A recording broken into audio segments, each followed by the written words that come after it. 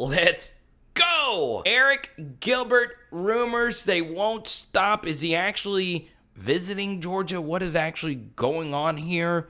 Should you actually even care? This is the Arik Gilbert tweet that has everyone up in arms. Eat. Which in this context, people believe he is talking about East Athens. That's what they call East Athens. Apparently, I don't know. Athens is an incredible college town. I can understand Arik Gilbert having a good time. I'm all about having a good time. However, this is not a good look, especially considering that LSU has done everything they possibly can to get you back. Now, I'm going to say this once before I move on.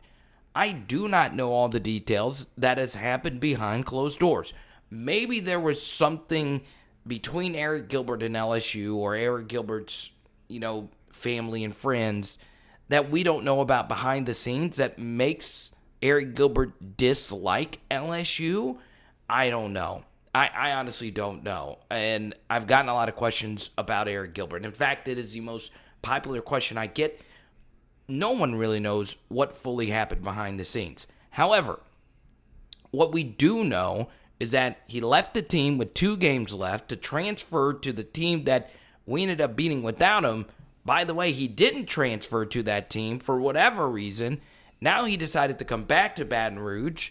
He meets, allegedly, with LSU, and then we're here now that he's back in Georgia, which obviously went to Marietta High School, which is closer to Georgia, or Georgia's campus, and, of course, LSU's campus. And he did initially say that he's homesick. And there are multiple reports that have reported this, such as Dog Nation and Mike Farrell, who's been all over the story from the get-go of Rivals. And Farrell also included that there's people in Arik Gilbert's camp who do not want him going back to LSU, which, once again, goes back to what I said. Maybe there was something behind the scenes that happened that we don't know about. I'll just throw that out there. I don't know why you would not want to go back to LSU, considering how badly they have wanted you to come back. And, of course, with, potential other factors that could have him ineligible for next season, he might be going to the JUCO route anyway. We don't know. However, it is interesting that LSU is, after all of that, still wants him back. So, as far as trying to keep up with the story, I do think you need to do something for your own personal good.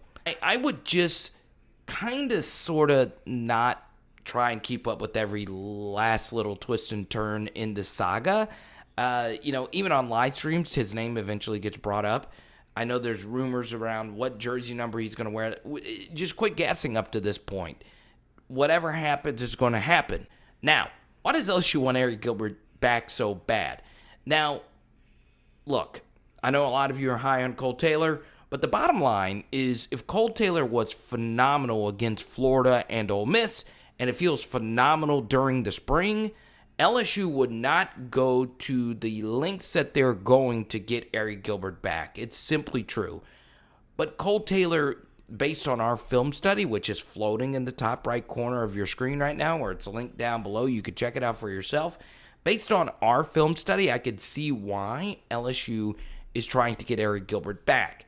Now, that's not an indictment on Kole Taylor. He's just not as talented of a player as Arik Gilbert, as far as being a blocker or a receiver is concerned. So that video will be linked down below. I know we're all high on Bech. We all know Nick Storrs is a pretty solid player, but Arik Gilbert gives you, someone really spectacular as a 35-catch true freshman coming back for his sophomore season as you possibly can. So, yeah, could he go to Georgia and be ready to play right now? I know Georgia is in the running for Darian Kendrick, and I also know Georgia has a few slots opened, and I also know LSU has no slots open, but I think Arik Gilbert coming back would be just fine as far as their numbers are concerned. But still, it's still wild to me that we're at this point in discourse when it comes to AG2. So yeah, personally, I have nothing against Arik Gilbert. I don't have anything personally against any player or coach or anyone. I just go by what I see, and I see a few things. The first thing is I do see a sublime talent. 35 catches is the most ever by a true freshman tight end in the SEC, according to CFBstats.com. The only other true freshman tight end to have over 30 catches was Jalen Werdermeyer at Texas A&M. And it's truly incredible what Arik Gilbert did in his first season. His blocking kept getting better, and he was performing with 3 different quarterbacks. And his best football, 6 catches, 97 yards against Missouri, and a touchdown, was when Miles Brennan was healthy. And who knows what Arik Gilbert would have turned into if Miles Brennan would have remained healthy. And if Miles Brennan is a quarterback, obviously you would like to have Arik Gilbert back, because it was clear in that Missouri game that those two had some serious chemistry. And on top of that, it's crazy. Like, his blocking was inconsistent, but it got better as the season moved on. And once again, you could see that in the Kole Taylor film study. So from a pure football standpoint, the reason why LSU is pursuing Arik Gilbert so much is also not only because he's a transcendent talent, but LSU's tight end room is really, really thin. Now, of course, Jake Johnson is going to be fantastic, but he is a 2022 prospect. I really do like Jake Johnson. I think he's special. But still, that's still 2022, and is he a year one guy? Maybe. Obviously, Jack Bech is very interesting, but has he ever really played tight end before? I don't think so. No, he was mostly a wide receiver at St. Thomas More, but I do think he's more than capable of playing the role. And then, of course, you have Nick Storrs and Kole Taylor. Nick Storrs, to me, could sneaky be your starting tight end next season, because he does give you a lot as a blocker. But Kole Taylor is a very promising prospect. I just don't know if he is a year 2 guy. I think he's more of a year 3, year 4 type of contributor. But no matter what, he's going to have to play a lot next season, whether or not Arik Gilbert is going to be there. Now, as far as Georgia is concerned with Arik Gilbert, the benefit here is he would be going to the University of Georgia instead of Florida. Now, of course, if you win the SEC, the more likely team that you're going to play in the final or the SEC championship is going to be Georgia. So it's not the absolute best destination from a competitive balance standpoint, but it's better for Arik Gilbert to go to Georgia than to go to Florida. Tennessee is not on the schedule for the season, and they are definitely not going to the college football playoff in year 1 of the Josh Heupel era. So, yeah, obviously Tennessee would be the best landing spot for him from an LSU perspective. Now, I understand. You guys get very visceral in the comments when it comes to Arik Gilbert. I want people to get that I am very sympathetic to young people who get really famous at a young age. All of this is very strange. And we have to also keep in mind that Arik Gilbert did not grow up loving LSU football.